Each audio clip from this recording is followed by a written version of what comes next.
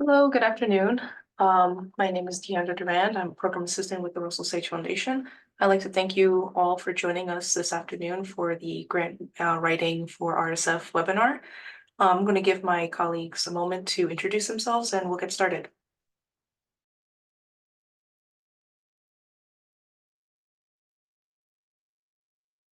I'm happy to go next. My name is Stephen Glauser. I'm a senior program officer here at the foundation. Maya, why don't you go next?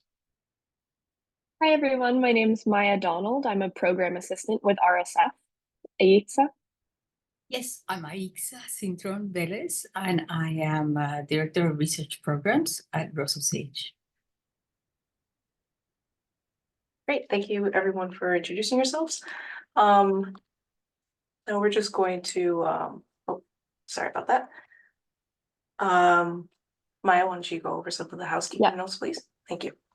So this meeting is going to be recorded. We ask that you use Zoom's Q&A function for questions. Please refrain from asking specific project-related questions during the talk.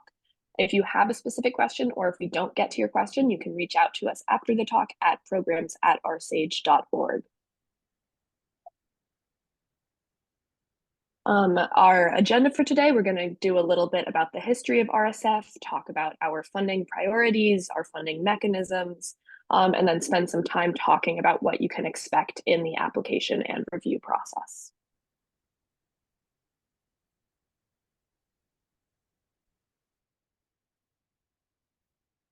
Okay, just a little background about the Russell Sage Foundation.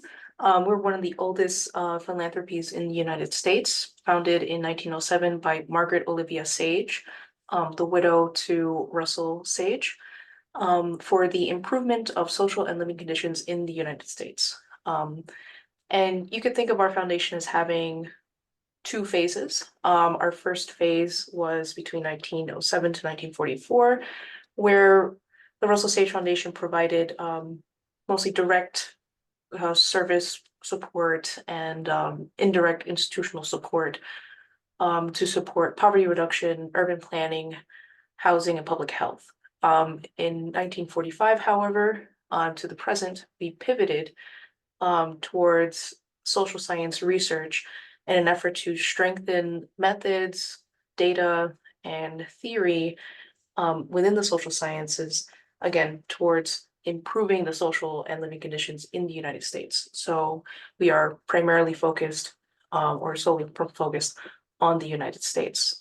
At times we do allow for comparative studies with countries outside the United States, between the United States and foreign nations. However, we do focus on the United States. So yeah, that's a little history about us.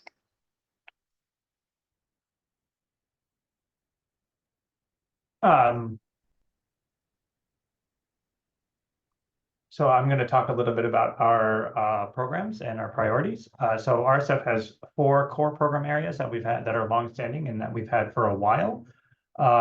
They've evolved and sometimes changed titles, but we've had most of these for a long time. So first, the behavioral science and decision-making and context really arose out of our previous behavioral economics program.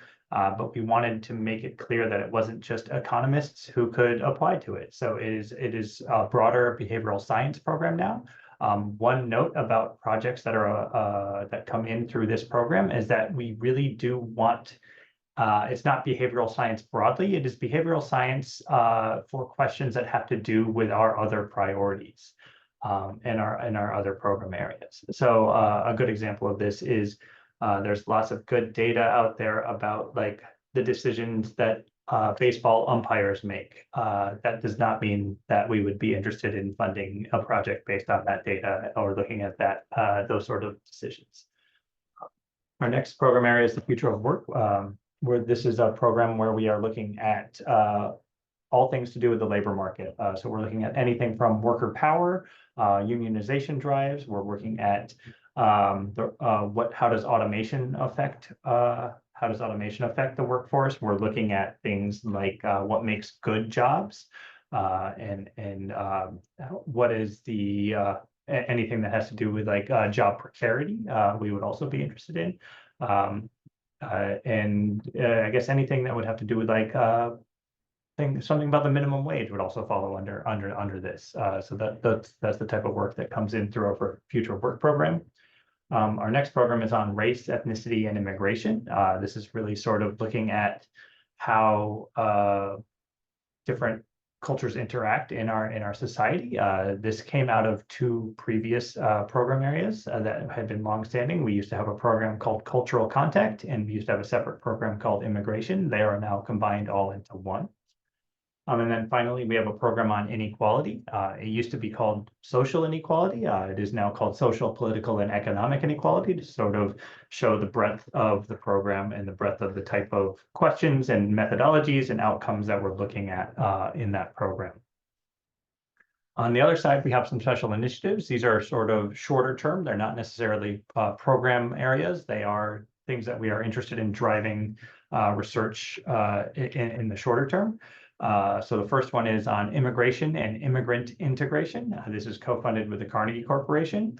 It clearly falls under our existing race, ethnicity, and immigration program, but we really are interested in the integration of immigrants into our society and the effects that those immigrants have on our society. And so it's a separate pot of money set aside for projects in that space. Second, we have a very long-winded name, promoting educational attainment and economic mobility among racially, ethnically, and economically diverse groups after this 2023 Supreme Court decision to ban race-conscious college admission policies. A shorthand for this would be like, affirmative action is gone, now what? Essentially. And this is co-funded with the Hewlett Foundation, the Spencer Foundation, and the W.T. Grant Foundation. And I guess when you have collaboration across many different foundations, they argue a lot about what the title should be, and it ends up being way too long. But that's how it is. As a note, for the next deadline in July, we are accepting LOIs across all of these program areas and special initiatives. Though going forward at future deadlines in the fall, the following spring, and going forward, we are probably going to be limiting which program areas that you apply to that we're accepting LOIs to. All right, next slide, please.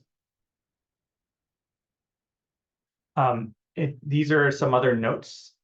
Again, all of this falls under the previous slide, so things that come into our program areas, but it's good to, as Deandra mentioned earlier, we typically fund work that is focused on the US. That can be, can be some sorts of ways around that, like the comparative type of work that she mentioned, but most of the work we fund focuses on the US.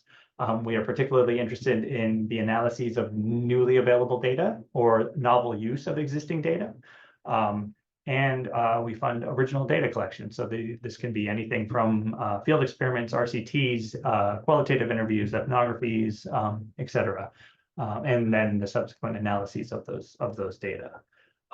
What we don't fund, we generally don't fund work that is looking at health or mental health outcomes. And we do fund some educational outcomes, but we don't fund work really concentrating on educational processes, teacher outcomes, or curricular development. And the education outcomes that are most of interest to us are those that sort of happen later on as folks are approaching the labor market. So the closer you get to sort of like high school graduation, college graduation, as people are entering the labor force, things like that are more interesting. The primary motivation behind these first two sort of limitations is that there are other larger funders that have a lot more money than the foundation that are investing a lot in these. So for education, there's places like the Spencer Foundation. For health, there's NIH, but then there's also places like the Robert Wood Johnson Foundation.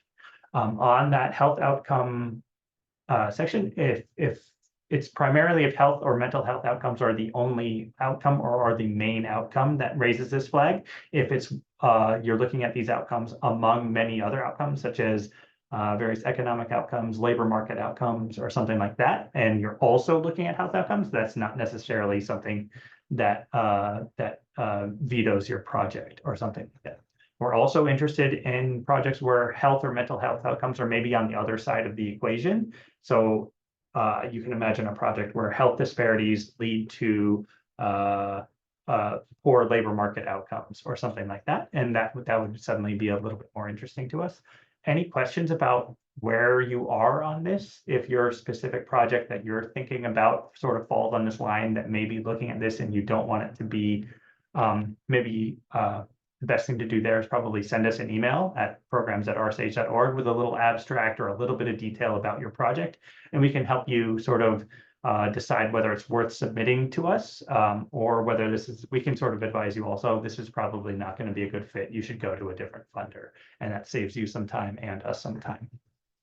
Finally, any project that sort of is just the routine analyses of existing publicly available data. This includes things like the General Social Survey, the PSID, the ACS, et cetera, where you can just go download for free publicly available data and you want to run some regressions on it, let's say. That's not something we're particularly interested in. But if you have one of those data sets and you have maybe a restricted section of that data set, or you're combining that data set with something else, that would then fall into the bullet on the other side of this slide about the novel use of existing data. So again, if you are sort of thinking about using one of these data sets and you're like, oh, maybe I shouldn't apply, or maybe I should apply, and you're trying to figure out that, go ahead, again, send us an email at programs@rsh.org with some details about the project, and we can tell you where it sort of feels like you'll be. As a note, we don't have restrictions for funding based on your citizenship, as long as the research itself is US focused. And again, not even just citizenship, but also the location of your institution. If you are at an institution abroad in Canada or Europe or wherever, but you are doing a US focused project, we can still fund you. Next slide, I think.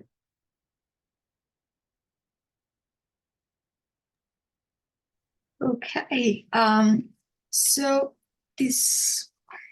let me just start by saying that at 117 years old, Rosas Age is an old place. But we have seen throughout the presentation and the prior slides that a lot is in the works currently at the foundation, especially having to do with the development and support of a new generation of scholars who care about and do work around pressing contemporary social issues. Besides identifying and helping to support the research of emerging scholars, another way in which the foundation can respond to emerging issues is through special initiatives.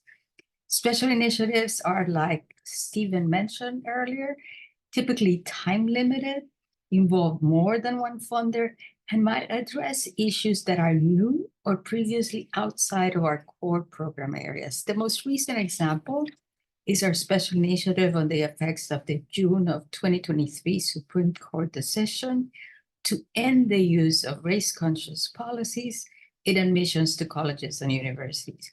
You can check out the details on our webpage, but the short version is that we're looking to identify and support interesting new work that uses cutting-edge empirical strategies and or new or underutilized sources of data.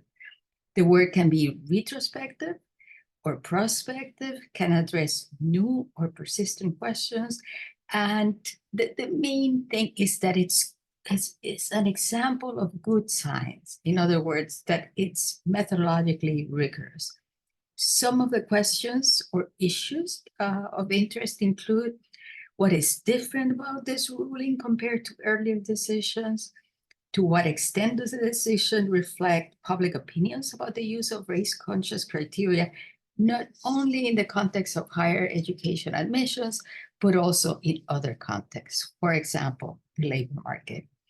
An example of another question is: what effect has the decision had on institutional and organizational practices inside and outside higher education? For example, banning the use of DEI officers or programs, or financial aid programs. Another example of a question is: what might be viable and efficient alternatives for attaining racial and ethnic diversity, equity, and inclusion in the higher education context? So does it matter if we look at race versus neighborhood income or wealth. Finally, in what ways and to what extent does racial and ethnic diversity in selective colleges and universities matter both for the quality of the educational experience and for after college opportunities? So those are some examples. You can find other examples on the website. And a quick report on what has happened so far with this initiative. The first deadline, which was in April of this year, yielded a total of 34 submissions. We sent out 15 of those for peer review. And after evaluating those reviews, we invited applicants to submit full proposals. We invited six applicants to submit full proposals by the July of 2024 deadline, which means funding decisions by mid-November. And any one of us would be happy to answer any questions you might have about the new initiative. Next. Thank you, Aixa. For this slide, we like to go over some eligibility requirements for our next LOI deadline, which is going to be July 24th. So a little less than a month from today. The first thing I'd like to highlight is that to be eligible for the research grants, you must hold a PhD. And as Stephen mentioned before, all applicants of any nationality are welcome to apply, as well as from outside international institutions as well. Grants are typically divided into two buckets. One bucket being the presidential grants and the other one being trustee grants. The main difference between these two buckets is really how much are you requesting. So if you're requesting 75,000 and less, that would be considered a presidential grant. If you are considering more than 75,000 to 200, then that is considered a trustee grant. No indirect costs are allowed on presidential grants, and indirect costs of up to 15% are allowed on trustee grants. To note, the research grants are part of a two-step application process. We'll go more into details about what this actually means in a little bit. But just for a quick note, the two-step application process is basically that it goes through 2 rounds of external review.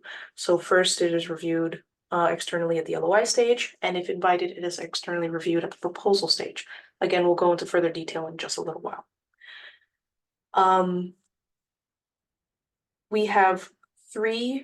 Typically we have 3 deadlines a year, generally in the spring, summer, and fall. Starting at our next LOI deadline, so not this one, not the July 24th deadline, but the next one.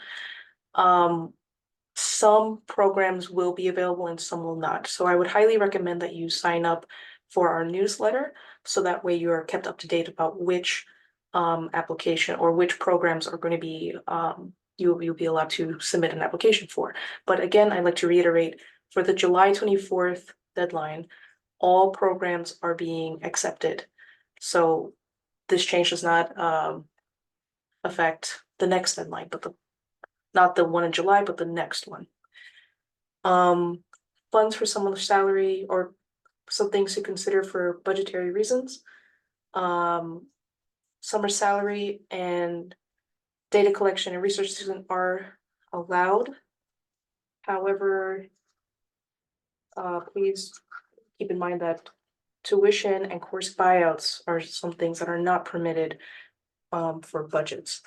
However, at the LOI stage, you don't really need to worry so much about submitting a budget. That comes later. Again, we'll go more into detail about that in a little bit. But for the LOI stage, all you need to do is to submit your 4-page LOI and your up to 5-page CV.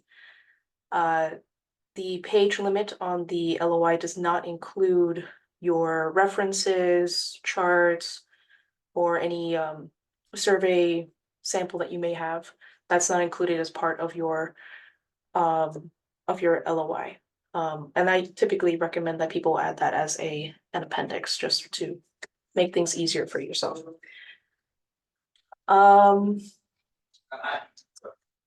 Data and so typically since we are an interdisciplinary organization, we typically would like all of our applicants to have their data publicly available.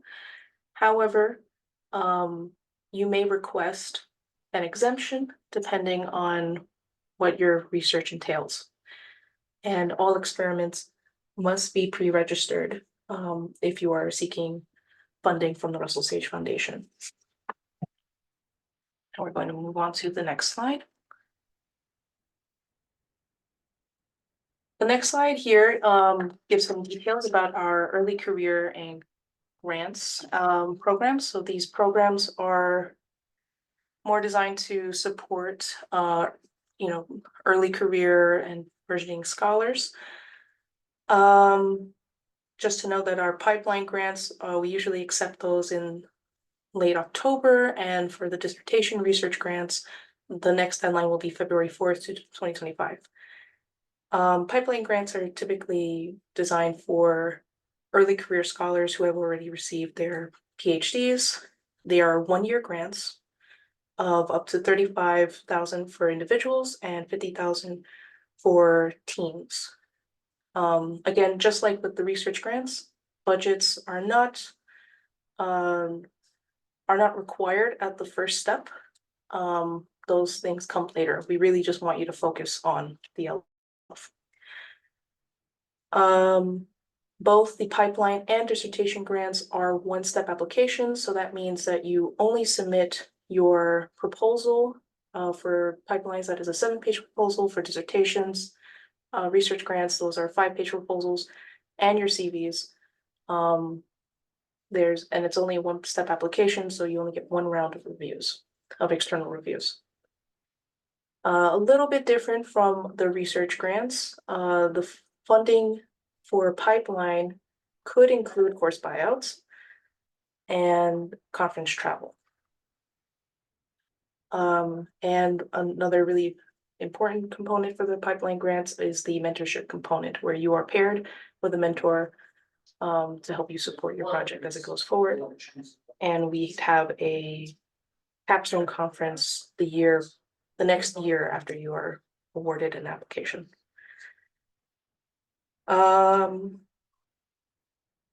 Right, and the dissertation grants are $15,000 for PhD students at the ABD stage of their research.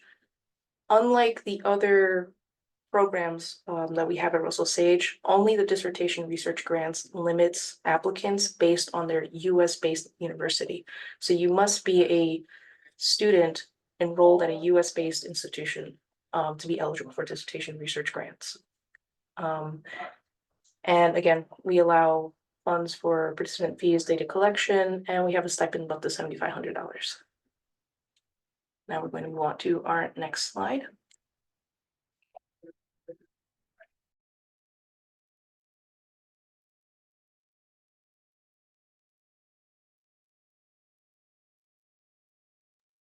Thanks, Deandra. I'm going to talk a little bit about some of the other funding mechanisms that we have at Russell Sage.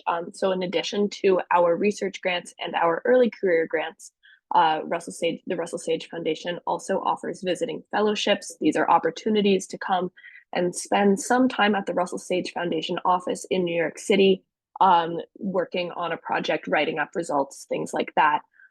We have two broad categories for this. We have the visiting scholars and the visiting researchers and journalists program. Both of these are one-step application processes. You submit to us a 5-page single-spaced proposal with your CV. For the visiting scholars, you spend 1 or 2 semesters for an in-residence fellowship, and this program comes with funding with salary support. So it's typically aimed at researchers who are on a sabbatical. The next deadline for this will be in June 2025 for residents at RSF in 2026-27. For our visiting researchers and journalists, this typically doesn't come with funding. The journalists can come with a little bit of funding, but that program is on hold for now. We're not accepting applications in this current calendar year. This is a shorter in-residence fellowship than the Visiting Scholars program. And the next deadline for it will be in May 2025 for residents between September 2025 and June 2026. In addition to our visiting fellowships, we offer summer institutes for early career scholars. The eligibility for these is PhD students, postdocs, early career faculty, so like assistant professors, recent PhDs. Past institutes that we've supported have been on behavioral economics, proposal development, migration research methods, computational social science, and biological approaches in social science. The next deadlines for these will potentially be in spring 2025. Again, I'd recommend that you sign up for our newsletter to stay up to date as we finalize the timing of these. Lastly, RSF has a journal called the Russell Sage Foundation Journal of the Social Sciences. This is an open access, interdisciplinary, topic-based, peer-reviewed journal. We publish generally the types of things that we are also interested in funding. And you can learn more about it at this link, rsfjournal.org. So when you submit your application, and this is the two-step application process for our research grants with the letter of inquiry and then the proposal, first it will go through internal staff review. We'll review it for fit with the foundation's funding priorities. Is it at an appropriate stage for our funding? And based on the results of that, we'll send it to external peer review. And that's when peer reviewers will give us comments and make a recommendation of if it should be invited to submit a full proposal. About a month before the proposal deadline, so that'll be in early October 2024, you'll be notified of being invited to submit a proposal, which will be due November 6th. That will go again to external peer review. This proposal is 20 pages versus the 4-page LOI, so you get to put together a little bit more detail, and you'll be asked to respond to some comments. After the external peer review of your proposal, you may be asked to respond to another round of those reviewer comments, and then all of your materials, your responses, your proposal, your CVs will be reviewed by an RSF advisory committee. Pending the results of that review, your application will go to either be approved by our board of trustees for a grant between $75,000 and $200,000, or be approved by RSF's president if it is below $75,000. So for this current cycle, funding decisions will be made at the March 2025 Board of Trustees meeting, and with a start date for the grant of May 2025.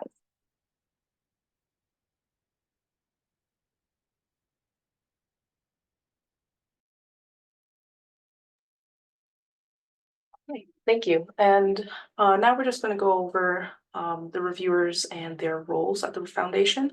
As mentioned before, the Russell Sage Foundation is an interdisciplinary organization. So we do our best to recruit interdisciplinary reviewers to give you the most round and wholesome feedback possible on your applications. So the first step is the review by program staff. So this is more of an kind of a desk reject review. So we basically do a screening to see whether or not the LOI submitted is within our program areas, if they have submitted appropriately following our guidelines. So for example, our LOIs, we limit you to 4 pages, single space. And if there's any issues with that, then maybe it goes over 5 pages, or maybe it's just very little information there, then that might be something that we will say, no, not enough information, or you didn't follow our guidelines properly. At that stage, however, if you are rejected at the LOI or the internal stage, you will not get feedback. However, if you do want to know about why your LOI may not have gone through to external review, you can always feel free to email us. and we'll typically get back to you within a few days. And we'll be sharing our email later at the end of this presentation. If your LOI is approved and falls within our guidelines and program priorities, then we are going to send it out to external review. Again, we recruit reviewers, interdisciplinary reviewers based on their topic and methodology. And we try and pair the reviewer to the LOI so that they give the most substantial feedback back to you. Once they complete that review, we again review, or we take in their feedback, and we make decisions based on their feedback of whether or not to push forward LOIs to the proposal stage. At the proposal stage, again, this is where people are, this is where there's another round of external reviews. We try to keep the same reviewers typically, but sometimes not always. And at the proposal stage, this is where you're going to be asked to present a full proposal. So that would include your up to 20-page proposal, the budget, a full budget, a budget justification, and a response memo to your reviewers at the LOI stage. And again, if you are asked to, this will all come if you are asked to submit a full proposal. At the proposal stage, or after you have submitted your proposal and they've been reviewed, we make decisions about which ones will be, again, reviewed by our standing advisory committees. And these standing advisory committees are pre-recruited interdisciplinary experts who basically make decisions about which one of these proposals will go on to the Board of Trustees. Now, the proposals that get reviewed by advisory committees are the board or the trustee grants. So those would be grants between $75,000 to $200,000. Any grants $75,000 and lower will be approved by the president of our foundation, Sheldon Danziger. But going back to our advisory committees, so our advisory committees will take another look at the full scope of the reviews and make determinations of whether or not a proposal will be pushed forward for approval by the board. At the advisory committee stage, we may have some proposals that are rejected, or we say, maybe they could have a revise and resubmit, or they are pushed forward to the board. So if you are pushed forward to the Board of Trustees make their final decision at our board meetings, which happen again in the spring, summer, or fall. And that is our review process.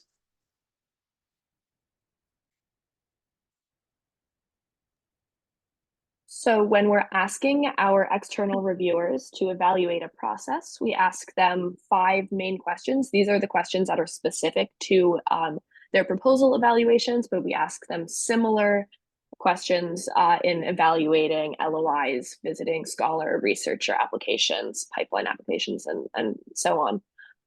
We want to know, are the main questions important and compelling? Are you stating your questions and hypotheses clearly? And are they appropriately supported in terms of the prior theory and empirical work? Is the research design appropriate to address the questions that are raised? If you're making a causal claim, do you have sufficient power? We ask, is there any additional expertise necessary to carry out the project? So is the team sufficient and qualified to make the project happen as it's expressed in the application? We ask, what is the likely contribution of the project to the social sciences?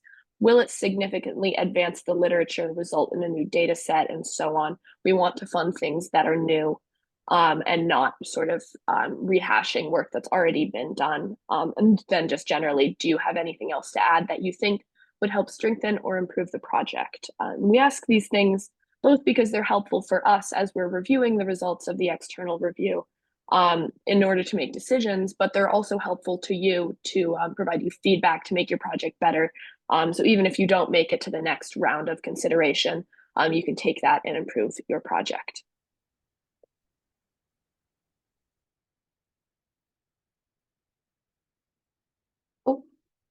Sorry about that. Okay, so I mentioned earlier that we have an initial screening where we'll have some quote unquote desk reject applications. And sometimes we'll get questions like, well, why wasn't my LOI pushed forward for external review? And some of our usual responses will include it is not a RSF funding priority. So this could be that that the project was not focused on the US or outcomes regarding the US. It was a routine analysis of existing publicly available data. As Stephen mentioned earlier, we're more interested in novelty. So if you are looking at publicly available data set, how is your project novel? What is it doing exactly? But if we find it to just be a routine analysis, that could be a reason that it will be disqualified. We do not fund operational support, program evaluations, animal studies, or documentaries. And as Stephen also mentioned earlier, RSF does not fund health outcomes or educational outcomes, especially around curricula, as there are larger institutions that dedicate towards health and education outcomes. Sometimes we just feel that the project is too preliminary. You have to show that you have access or that maybe your analytical plan is a little underdeveloped. Or perhaps you just need to demonstrate the feasibility of your project or show some pilot data, which could be very supportive in pushing people forward and saying like this would be worth the investment. Some other possible reasons why your LOI may have been declined at the initial stage, perhaps some lack of clarity or design flaws. The LOI is just not well written, or we could tell that it was maybe copy and paste for another institution. We do want to see some effort put into the LOIs that we are receiving because we have specific things that we are looking for. And RSF prioritizes research projects with strong descriptive or causal designs.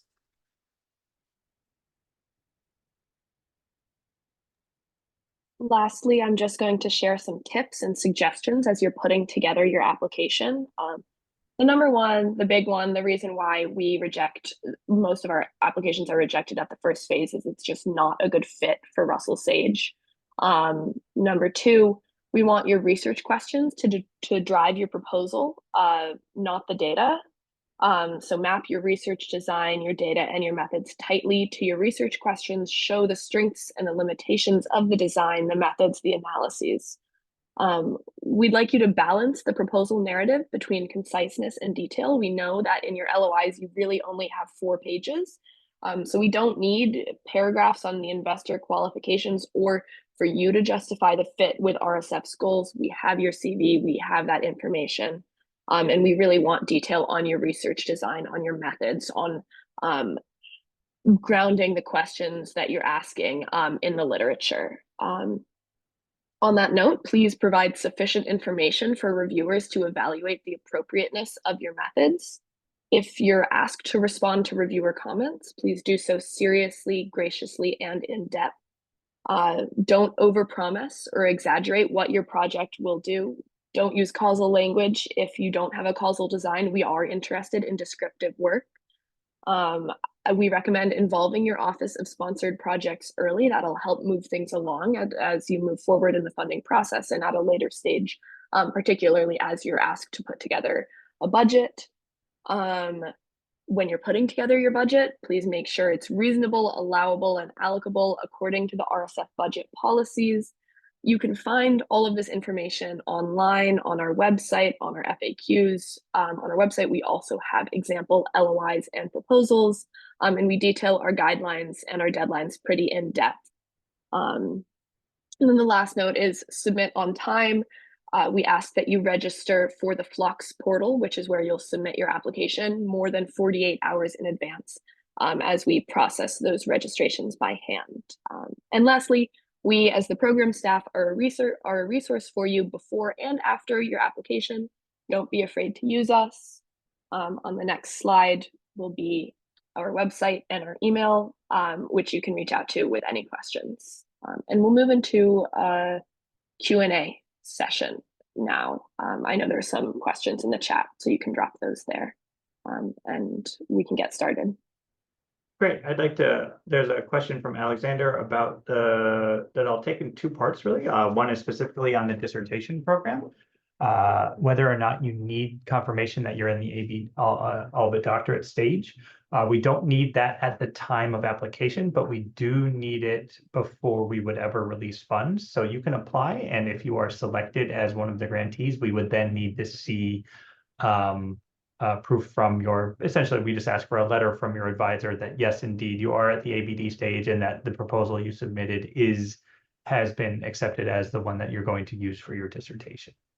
The second question is on whether or not you need IRB approval. And I'll answer this more broadly because it's applicable across all of the different sort of research projects that we fund. At the time of application, when you are submitting your LOI for the research projects, or when you are submitting your proposal for the dissertation grants or the pipeline grants, we don't need to see the IRB approval. However, similarly, if after we decide that we're going to fund your project, before we release any funds, we would need to see either an exemption determination or approval from your institution's IRB. This is sort of a good way to figure out if you're at the right stage. If you're sort of at the stage where you're thinking about applying for IRB approval because you have to put together sort of your research design, then it might be then you can consider applying to the foundation. If you are not yet at a point where you have enough to even consider applying for IRB yet, or even starting that process, it may be that you are too preliminary, as Deandra and Maya detailed. It's sort of there's always another deadline coming for the foundation. For example, after this July deadline, we have a deadline for LOIs again in October, and then we'll have one in the spring. So we don't want to be funding projects that maybe don't have their survey instrument developed yet, or don't have an interview guide, or don't have a sampling strategy for who they're going to interview yet. We want these projects to be a little bit farther along. And that includes where you can consider where you are in your IRB status as part of it. But no, we don't need the official approval at the beginning. If you have it, by all means, you can include it. And you can also just sort of let us know where you are in the process. If you say, oh, I've submitted for IRB and I'm waiting for approval, that's also fine. But before any funds get released, we would need to see that IRB determination. Thank you. And the next question I'd like to address is from Laura. Typically, how many external reviews are provided for each LOI? So it depends on whether or not it is a trustee or a presidential grant. So if it is a presidential grant at the LOI stage, and again, presidentials are grants that are or grant requests that are 75,000 and lower. We like to ask 3 reviewers to review those LOIs. So at the minimum. If they are trustee grants, we'll try and get 4 reviewers. And trustee grants, again, are grants between 75,000 to 200,000. At the proposal stage, since there's more work to be done, the presidential grants, reviewers that are asked to review presidential grants typically like to get 4 reviewers for presidential grants and 5 reviewers for trustee grants at the proposal stage. So again, it just depends on what it is, but yeah.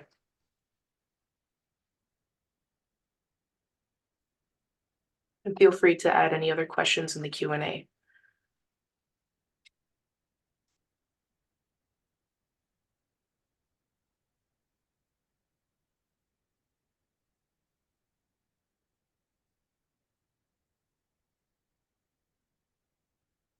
Also in the chat, I will be dropping some links to our website that could better help you prepare as your LOIs. So here I am dropping a link for sample LOIs and proposals that you could take a look at, as well as the writing tips, which we had another question about. This video or this presentation is being recorded and will be available by the end of the week.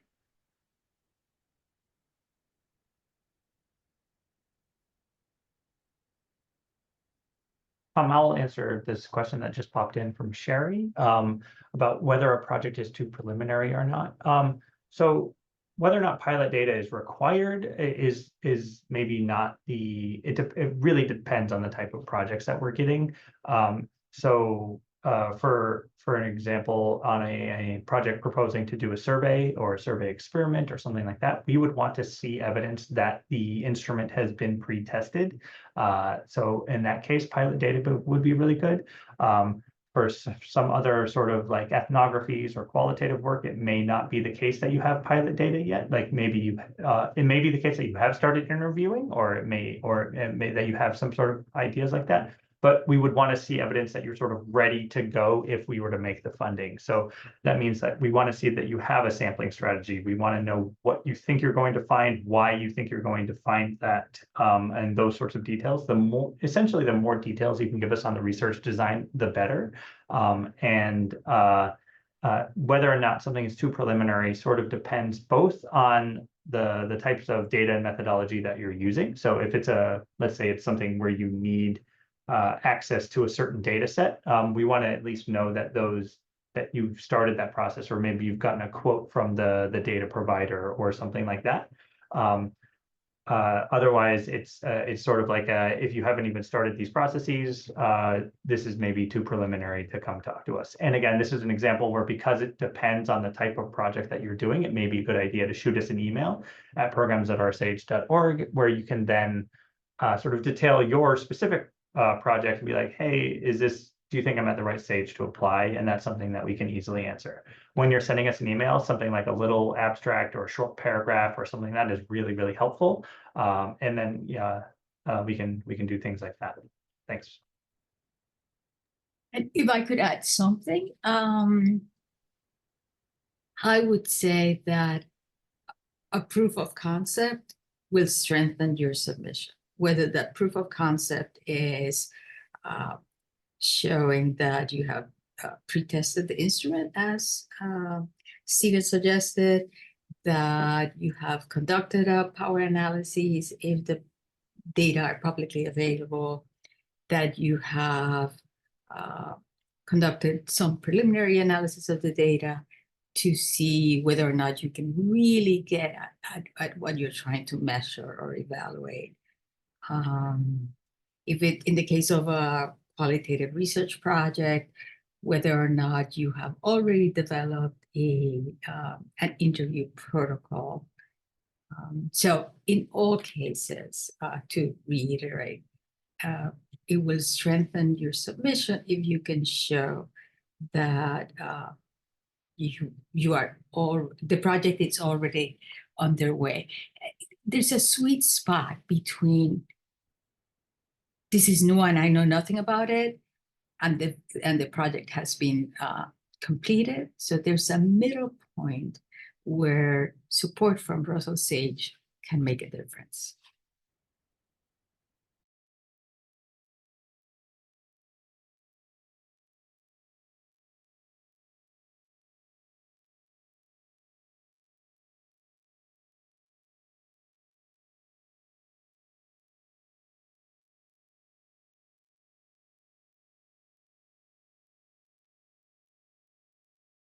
To answer Sherry's question again about whether would we like to see interview protocols for an ethnographic study, I think if you have them, yes. And when those sort of qualitative projects where you're working with a population, I think it's also good to show evidence that you've built relationships that show us that population would be willing to talk to you.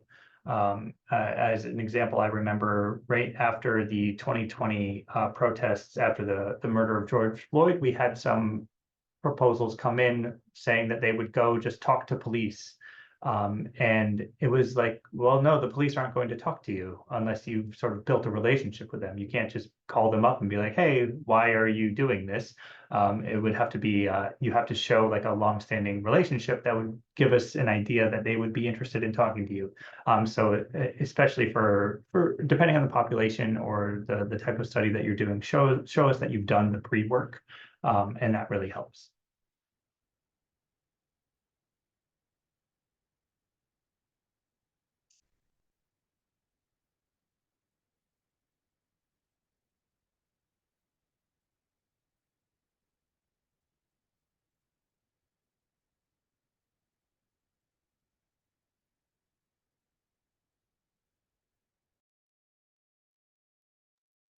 Okay, if there's any other questions, you are feel free to email us at programs@rsage.org. Myself, Stephen and Maya have access to that email, and we'll be more than happy to address your questions within a day or two. Again, thank you for joining us this afternoon, and we're just gonna wrap it up for today. Thank you again.